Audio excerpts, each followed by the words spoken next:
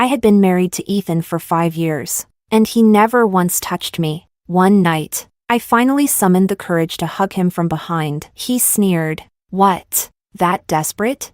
All because 5 years ago, I slapped his crush at our wedding. He said, 5 years of punishment, not a day less. I didn't cry. I didn't cause a scene. He thought I couldn't live without him. 5 years later, he called and said, take a shower and wait for me at home. I'm now allowing you to carry my child. But the call was answered by our son. Amias, who are you? My dad says one kid from mom is more than enough. Chapter 01. Everyone in the industry knew Ethan sentenced me to 5 years of punishment. All because I slapped his crush at our wedding, in front of all the guests. Ethan's face turned cold. Kneel, he ordered. I stood frozen in disbelief, glaring at him. He wasn't pleased. His gaze was icy. Kneel, or your family goes bankrupt. Your choice. After that, it was as if I didn't exist. He casually toasted the guests with a wine glass in hand. I followed him, begging, it's our wedding night. I'm the bride. If you make me kneel, how can I show my face again? He didn't even look at me. My word is law. Disobey if you want, if your family can afford my wrath. I'd never met a man this ruthless. I wanted to storm out, but I was too scared. So I became the only bride in the world who knelt in a wedding dress in front of everyone, while her groom drank and laughed. No one dared help me, not even my parents or friends. They all feared Ethan's power and his methods. I knelt there. I couldn't get up until Ethan gave permission. The guests looked away, too embarrassed. That woman, though, she looked at me with a smug smile. I don't know how I got through it. I just lowered my head and endured the humiliation in silence. Not until the wedding ended and everyone left did Ethan's assistant come up to me and say, Mr. Chan says you may get up and go reflect in the bridal suite. Only then did I slowly stand up and walk back, like a soaked, disgraced dog, into a room covered in red paper cuttings, where I collapsed in tears. An hour later, Ethan showed up. He'd showered, lay beside me, and pulled me into his arms. He wiped my tears gently, but his words cut like knives. No wedding night tonight. 5 years of punishment, not a day less. When your term is up, I'll let you carry my child. Some tried to talk him out of it. Don't go too far. She's your wife. You might lose her. Ethan scoffed. She won't. She wouldn't dare. In my world, there's no such thing as divorce, only widowhood. He was convinced that I'd never challenge his power, that I was desperate for his love, that even a sliver of hope would keep me devoted. He never touched me, but he held me every night and never fooled around. He said, be good. Once the 5 years are up, I'll spoil you. But my heart died the moment I knelt. Every day of that inescapable marriage, I dreamed of cheating on him. Chapter 02. To make it worse, my mother-in-law kept pressuring me, what a useless hen that lays no eggs. So, I gave birth. The child had Chan blood, but he wasn't Ethan's. Old Mr. Chan was gravely ill. He feared he wouldn't live to see a great-grandson. He kept calling me to his bedside, urging me to give him a great-grandchild. I boldly asked, so, any great-grandson will do?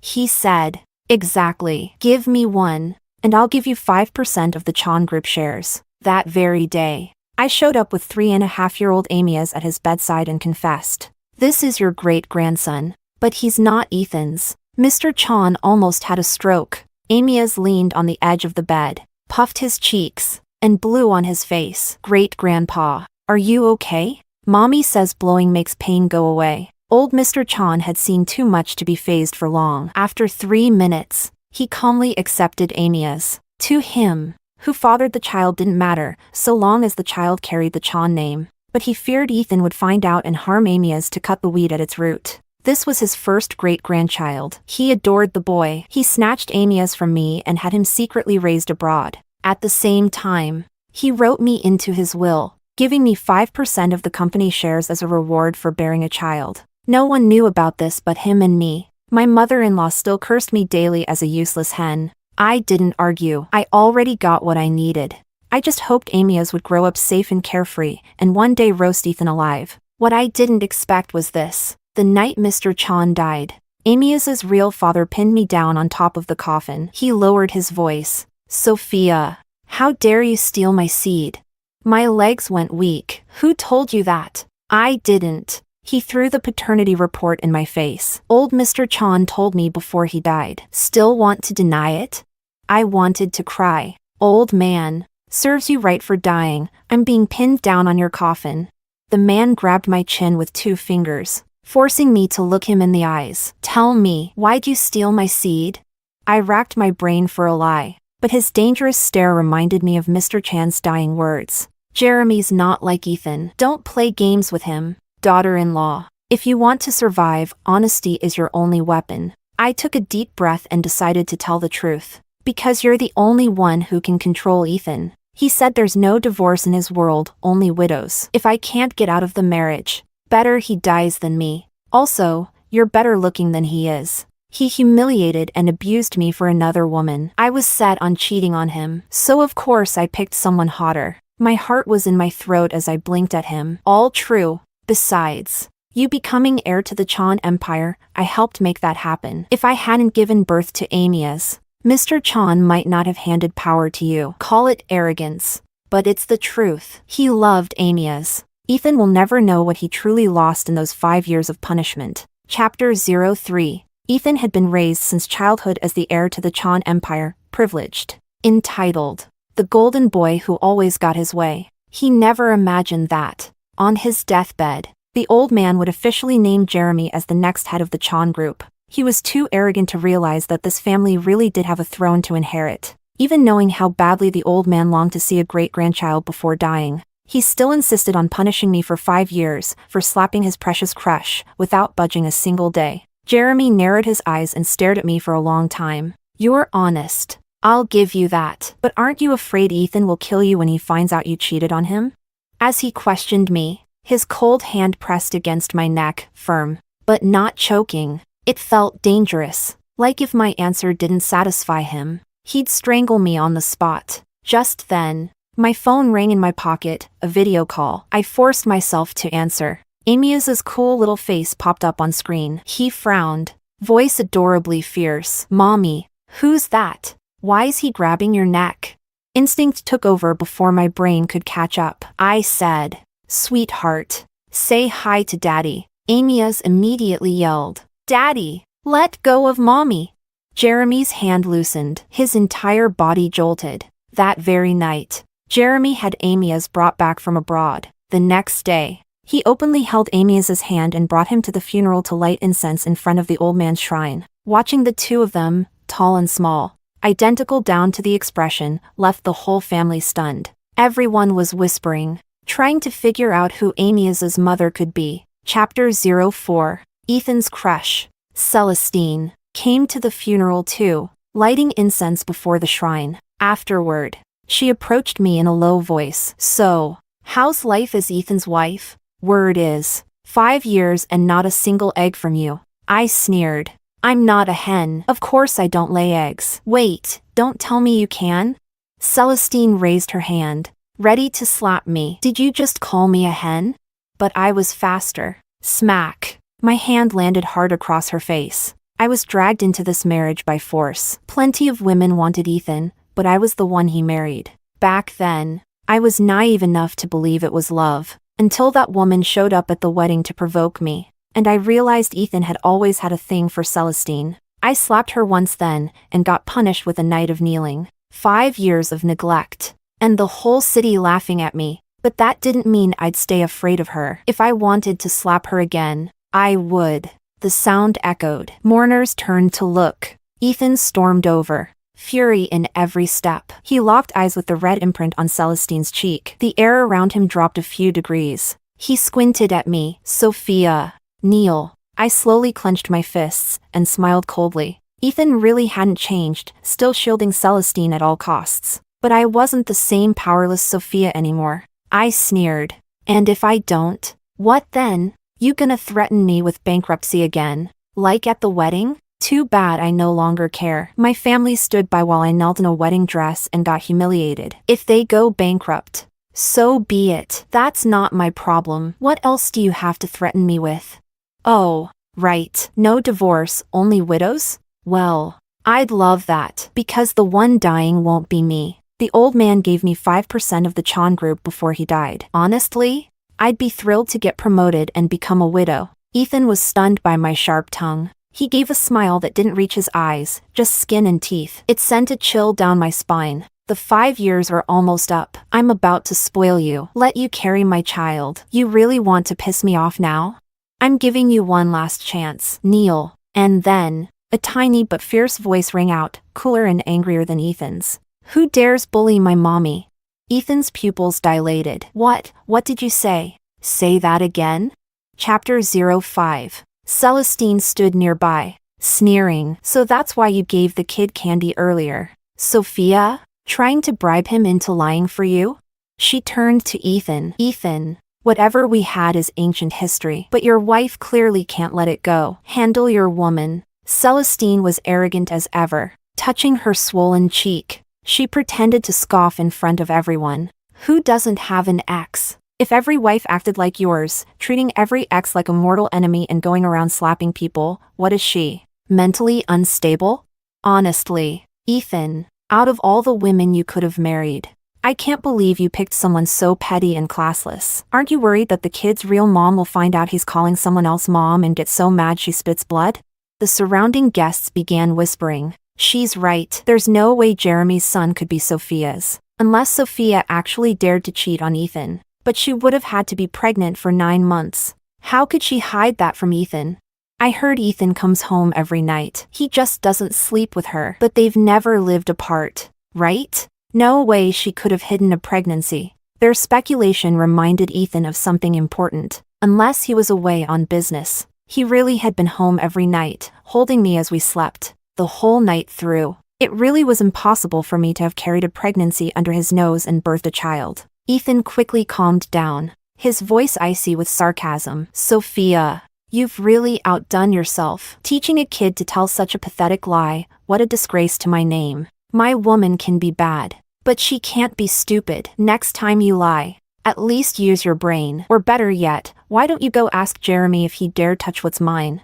He tossed the words at me arrogantly, then walked off with a smug Celestine to get some ice for her face. So I really did ask. Under the gaze of 100 mocking guests, I took Amias by the hand and walked straight to Jeremy. I was like a porcupine with all its quills out, furious, reckless. Jeremy, Ethan told me to ask you, would you dare sleep with his woman? I hooked my arms around his neck, stood on my toes, and whispered, do it now. Kiss me. Chapter 06. Jeremy's gaze darkened instantly, like a storm rolling in. His voice was sharp with warning. Sophia, don't play with fire. You can't afford the consequences of provoking me. His words hit like a bucket of ice water, instantly extinguishing my fury. I dropped back onto my heels, arms falling away. You Chan men really have no sense of romance. Do you? I'd heard the rumors. Jeremy avoided women like the plague. Even the top goddesses in the entertainment world couldn't touch him. He was the untouchable type, cold and elite. How could a man like that possibly be dragged down from his pedestal just because I stole his seed and had his child? No wonder Ethan was so confident. He never believed I could possibly be Amias's mother. But in the very next second, a large hand wrapped around my waist, pulling me close, forcing me back up onto my tiptoes. Jeremy held my chin with one hand. His face wore a gentle smile, but his voice was full of threat. This is your last chance to run. If you choose me, and you ever let Ethan hold you in his arms again, I'll kill you within 3 days, and I'll scatter your ashes myself. I froze as if struck by lightning, but the image of Ethan gently icing Celestine's face only fueled my rage. I threw my arms around Jeremy's neck again, every cell in my body burning with the thrill of betrayal. I don't regret it. Just scatter his ashes. Not mine. Jeremy's eyes grew darker and more intense. Then suddenly, he laughed. Tell Amias to close his eyes. Amias stood beside us. His chubby little hands shot up to cover his face. Daddy. Mommy, I can't see anything. I'm gonna go play now. He bolted. The next moment, my lips were claimed. Jeremy gripped the back of my head, pulling me into a kiss that left no room for doubt. Chapter 07. No one knew how long it had been when Ethan finally came looking, because Amias had run over to him and proudly kicked his shin, shouting, "My daddy says he would." As soon as I heard Ethan's familiar footsteps, Alarm bells went off in my head, but Jeremy leaned in, whispering in my ear like a threat, thinking about someone else now? My heart was in my throat. That's Ethan's footsteps. Jeremy, however, was completely unfazed. So what? Scared now? You weren't scared when you had my kid behind his back, and now you're panicking? Don't be. If he finds out, I'll scatter his ashes. Didn't you say you'd rather he die than you? Isn't getting promoted and becoming a widow exactly what you've been hoping for?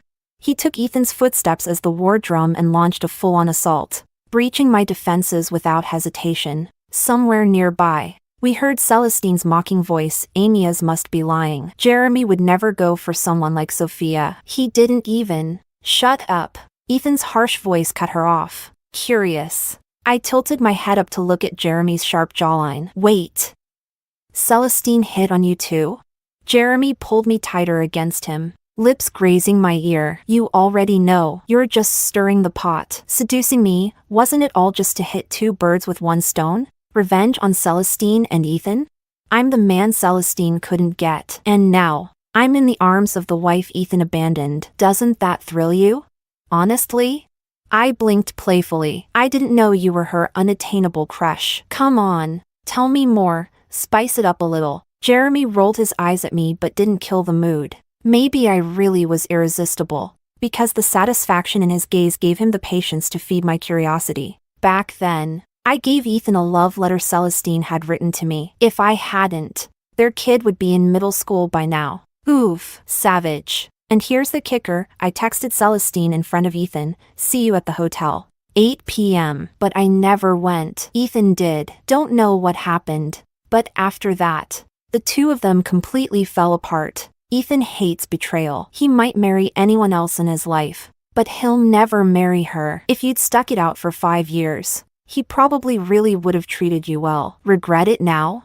I scoffed. You mean the kind of love that made me kneel on our wedding day and become a citywide joke? You want that? Be my guest. Me. I just want to see Ethan and Celestine walk in and find us like this. That face, oh, it'll be priceless. Right on cue. Their footsteps approached. Knock, knock, knock. Ethan was at the door. Chapter 08. Jeremy. You in there? Need to discuss something. I'm coming in. He didn't wait for permission, just pushed the door open and walked in. Jeremy had me pinned against the wall, lips brushing over mine in soft, scattered kisses. The rumors were true. Jeremy really didn't know a thing about seduction. He wasn't gentle or skilled. He simply devoured, like a conqueror punishing the woman who dared steal his seed without asking. As Ethan and Celestine walked into the room, Jeremy pressed harder. I gasped. Celestine let out a breath of relief. See, Ethan? I told you, Jeremy would never go for Sophia. This room's empty. The room wasn't empty. It just had a one-way mirror. We could see them, but they couldn't see us. Ethan's face was anything but calm. His instincts flared. He took out his phone and called Jeremy. The ringtone echoed in the room. He. Daddy. You're my daddy. It was Amias's voice. I was stunned. Jeremy had just brought Amias back, and he'd already set the boy's voice as his ringtone? And then a wicked thought crossed my mind. Was that Ethan's exclusive ringtone? You guessed right. Jeremy whispered in my ear like he could read minds. I raised a brow and gave him a secret thumbs up. On the other side of the glass, Ethan's sharp gaze fixated on the mirror. Even though he couldn't see us, his expression was dark and menacing. Jeremy? Who's in there with you? Come out. No response. Ethan's patience snapped. He kicked the glass hard. I said come the hell out. Jeremy looked down at me. You game? My thirst for revenge surged. Why not? I've spent 5 years wanting Ethan to know I cheated on him. He made me the joke of the city. I want that joke to follow him the rest of his life, make him clench his teeth every time he thinks of me. Maybe it was the fire in my eyes. But Jeremy chuckled low and dark. He lifted me into his arms and walked straight toward the one-way glass. Chapter 09. Right then, Amias burst into the room. Trailing behind him was a swarm of reporters. Chaos-loving little rascal. He really is my kid. Jeremy muttered as he shot a glance at the boy who'd just ambushed his own father. Every single reporter had a camera. The room lit up in flashes as they spotted Ethan and Celestine alone together. Ethan's face darkened. What the hell? Stop filming. Who let you in?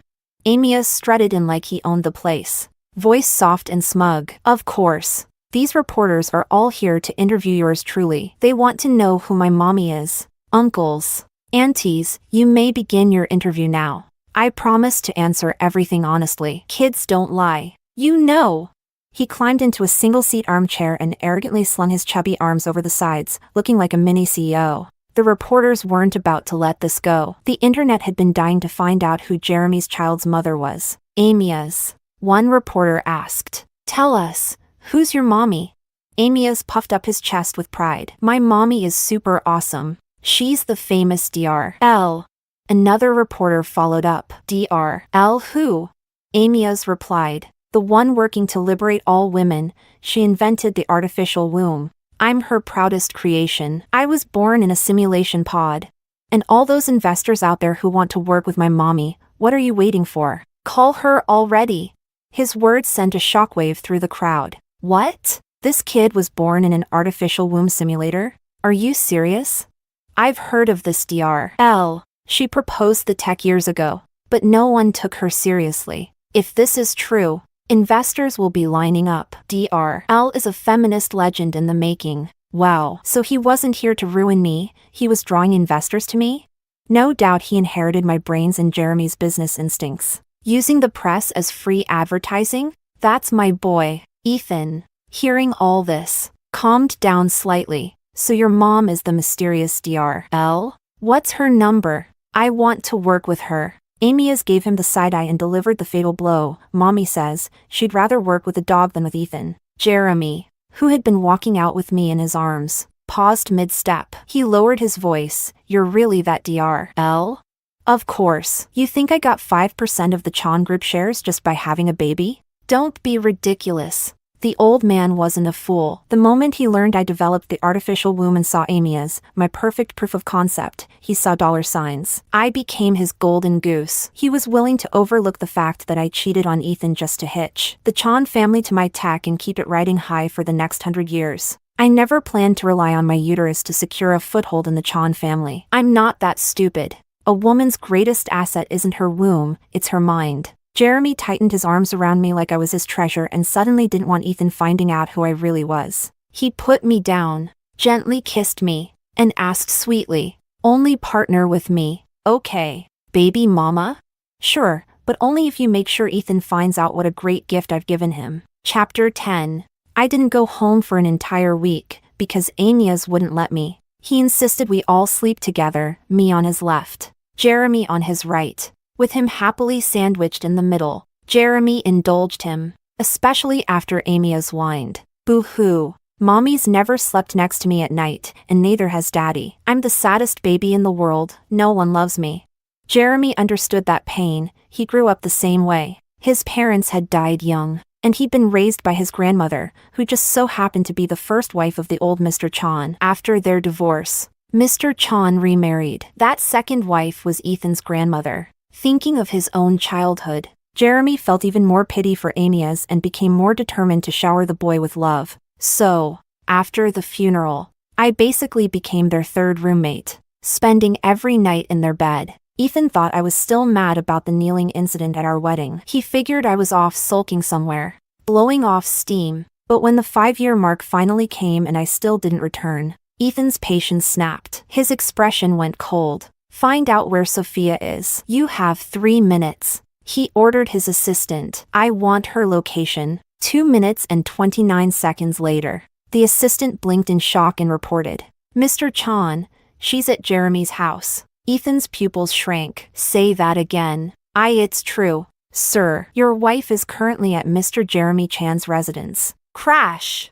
Ethan slammed his fist into the desk, shattering an entire set of antique teaware. Impossible. Refusing to believe it, he pulled out his phone and texted me. Today is our 5-year wedding anniversary. Tonight, the wedding night we never had, get cleaned up and wait for me at home. Chapter 11. I read the message but didn't reply. What a cursed day this is. Jeremy asked. What's wrong? You look pissed. Who got on your nerves?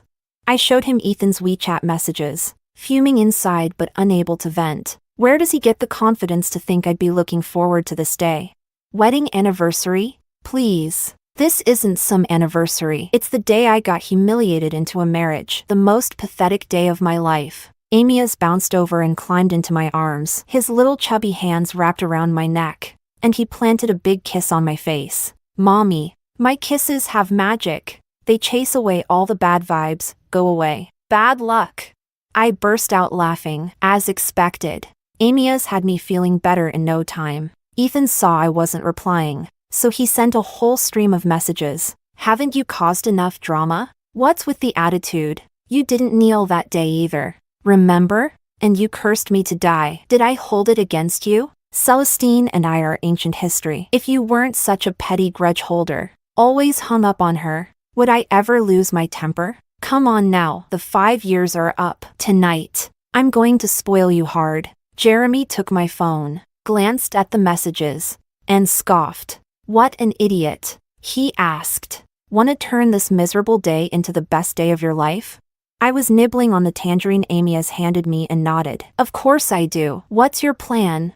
Jeremy grinned and didn't say a word. Instead, he grabbed my phone and texted Ethan back. Can't reply. She's full. 1 second later, the phone rang. Jeremy handed it to Amias. Pick it up for mommy. Make sure to piss him off good. That'll really make her happy. Amias rolled up his little sleeves, full of swagger, and confidently hit the speakerphone button. Ethan's voice exploded through the line. Furious. Sophia, have I spoiled you too much? You dare have some guy reply to my texts? Didn't you always want a baby? The 5-year term's up. I'm giving you permission to carry my child. Get home now. Take a shower, and wait for me. Amias let him finish, then calmly asked, Who are you? My dad says one kid from mommy is more than enough. Chapter 12. Oh, that was satisfying. So damn satisfying. No doubt about it, Amias is definitely my son. He knows exactly how to make me happy. The only regret? I couldn't see Ethan's face when he realized I'd cheated on him this hard. I imagined it for a long time while sitting in Jeremy's villa, until Ethan showed up with a whole squad of bodyguards and a dozen cars, storming in like he was going to war. Too bad for him, Jeremy's villa was locked down tighter than a fortress. Not even a fly could get through. Watching Ethan's furious, green with jealousy face on the security monitor, even better than I imagined. But I wasn't done yet. I opened my laptop, and right in front of Jeremy, I hacked into the Chan Corporation's official website and changed the entire background to bright, blinding green. The whole site looked like a neon forest. Absolutely glorious. Jeremy rubbed his forehead. Happy now, future Mrs. CEO? I smiled. Sort of. But who said I'm marrying you? Jeremy pushed me down onto the couch and kissed me with full-on alpha energy. You came for me, and now you think you'll go back to being Ethan's wife? Dream on. Sophia. His kiss sent chills down my spine. Once bitten, twice shy. I admitted honestly, I never want to get married again. Jeremy, I'm done gambling. You don't love me. We only got tied together because I, stole your sperm. Now I've got money, a son, and a career that's about to make me famous. That's more than enough. Why risk it all on another uncertain marriage, especially with a man I manipulated from the start? Jeremy saw the seriousness in my eyes. He looked like he wanted to strangle me but still spoke with gentleness. Marry first. Love later. Give me a chance. Give yourself a chance. Sophia. Don't forget you started this. I shut my eyes, unable to look at him directly. Jeremy, just treat me like a manipulative bitch. Instead of being your wife, I'd rather be your business partner. Jeremy snapped. You're not a bitch. You're a damn snail. Boiling with frustration, he didn't take it out on me. He stormed off to settle the score with the man who turned me into that snail. The Chan family's 2 golden boys ended up beating the crap out of each other at the villa gates. They weren't pulling punches, every hit was brutal. Amias was about to rush out. Mommy, Daddy's getting beat up by the bad guy. I watched closely. Your daddy's obviously winning. Still, I took Amias by the hand and walked outside. Stop! Both of you! That's right. Ethan, I cheated on you. Amias is Jeremy's son. Surprised? Didn't see that coming. Did you?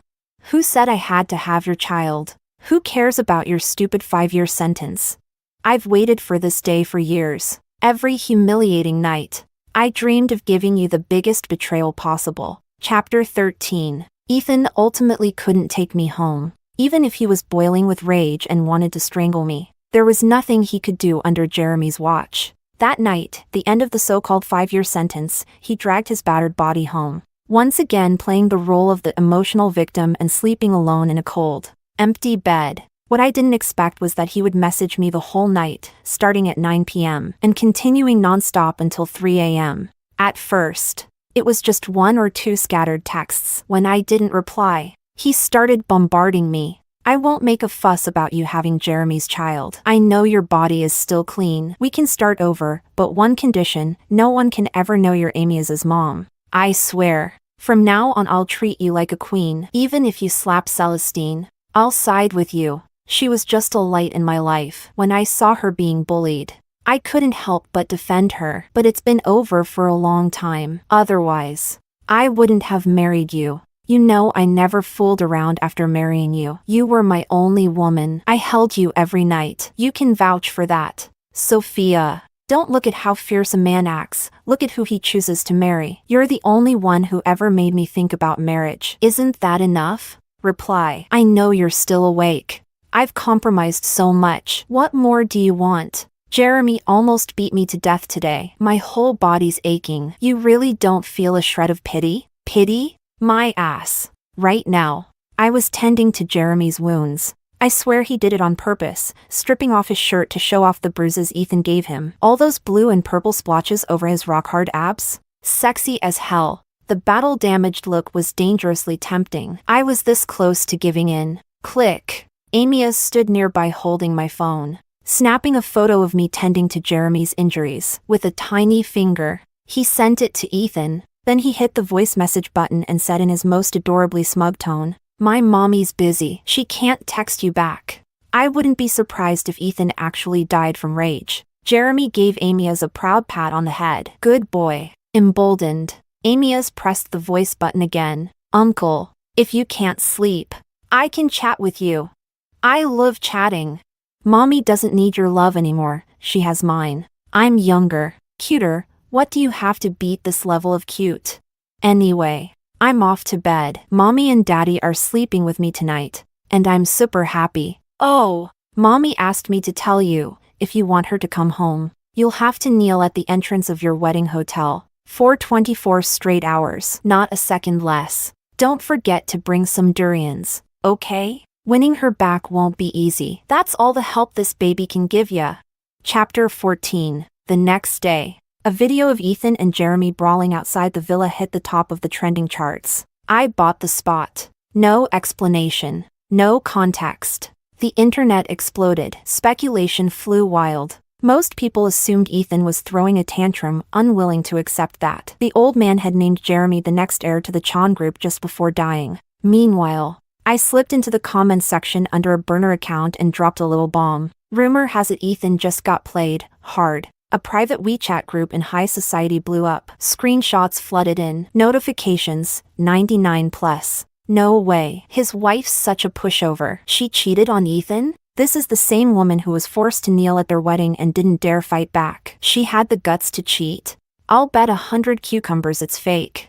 Who's the other man? Don't tell me it's Jeremy? LOL. Are you insane? You think Jeremy would go for Sophia? That's a frog dreaming of kissing the moon. And the frog is Sophia. Exclusive, my bodyguard's best buds with one of Ethan's guys. He swears Ethan took them to Jeremy's place to catch them in the act. And Sophia straight up admitted the kid was Jeremy's. Holy crap, holy crap. Is the world crazy, or am I? Wasn't Amias supposed to be the child of Dr. L and Jeremy? Wait, are you saying Sophia is Dr. L? Chapter 15. Meanwhile, the Chan Group held a press conference to officially announce a long-term collaboration with Dr. L. From now on, the Chan Group would invest heavily in the production of artificial womb simulation pods. Amias was unveiled as the exclusive global ambassador for the artificial womb project. At the press conference, the Chan Group released the full footage of Amias's development inside the pod,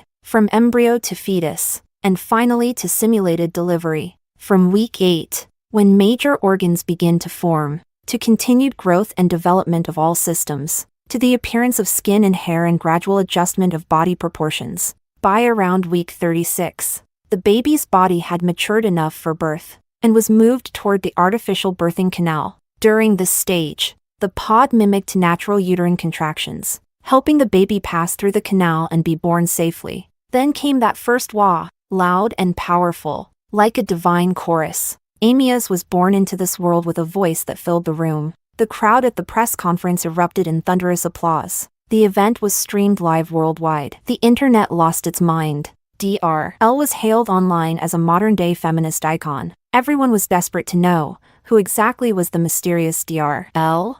And then, I walked up onto the stage, representing the entire research team. I announced to the world, yes, I am Amias's mother, Dr. L. That cheating drama on Ethan's head? I wanted the entire planet to know about it. Chapter 16. Weibo exploded. All top 10 trending posts were about me. I thought I'd get slammed for cheating, but to my surprise, the whole internet was cheering for me. Someone dug up the wedding footage of me being forced to kneel, along with every detail of my twisted marriage to Ethan. Girls were fuming as they typed, LMAO. This is so satisfying. From now on, she's Nyahilu Sophia. Note, Nyahilu is a reference to powerful royal women in Chinese history, often used online to crown badass heroines. A 5-year sentence? Ethan, are you for real? You totally deserve to get played. How is this cheating? Sophia sacrificed her reputation for the sake of liberating women. Ethan,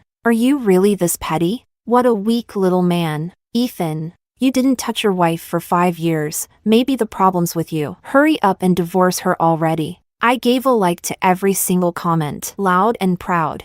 Hopefully Ethan gets so mad he just drops dead, saves me the trouble of divorcing and lets me be a free widow. Chapter 17. Suddenly, a pair of hands gripped my waist from behind. Possessive and firm, soft lips brushed against my ear. I thought it was Jeremy, but when I turned my head and saw it was Ethan, my blood ran cold. He spun me around and cupped my face with bloodshot eyes, trying to force a kiss. I lifted my knee, full-on self-defense, and landed a solid hit between his legs. Ack!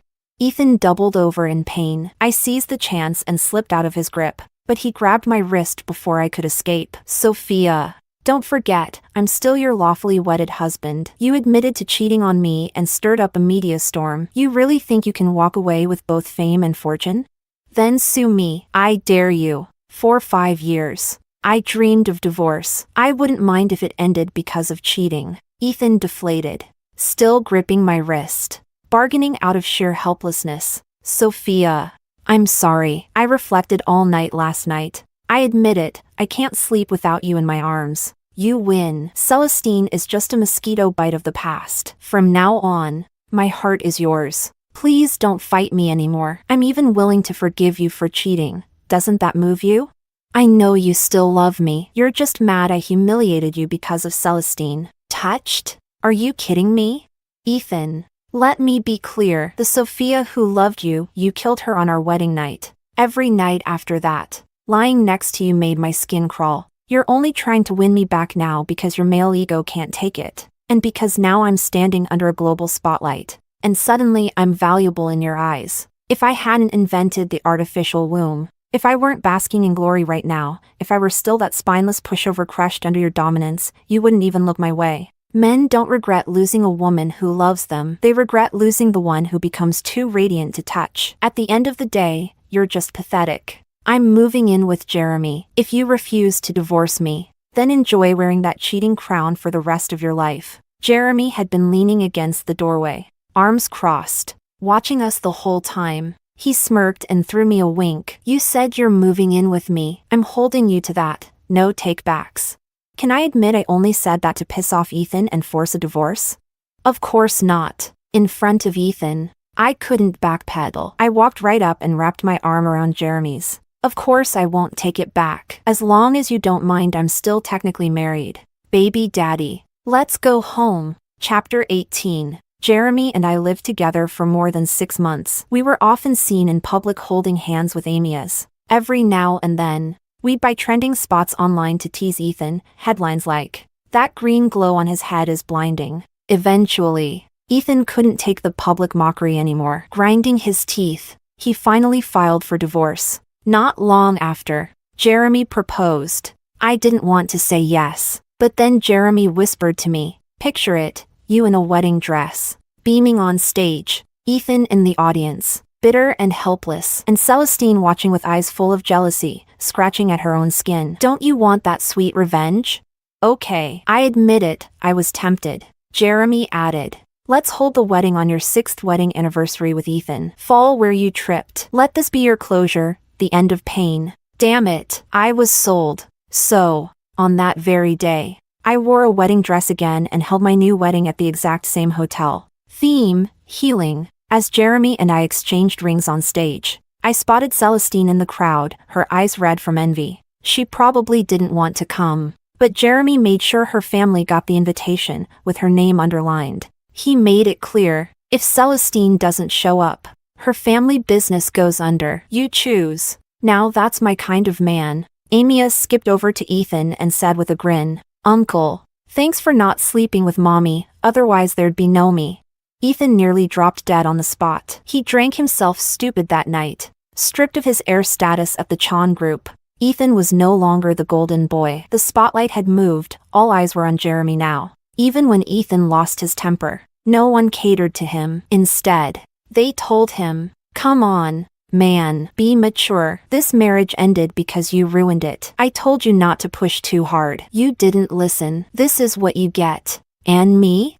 I stared at Jeremy as he slid the ring onto my finger, my hand trembling slightly. He leaned in close and said gently, "Don't be afraid. Marriage can be a grave, or it can be a safe harbor. It's all in how we build it. Let's grow together. Love will follow. Sophia. Trust me, just this once."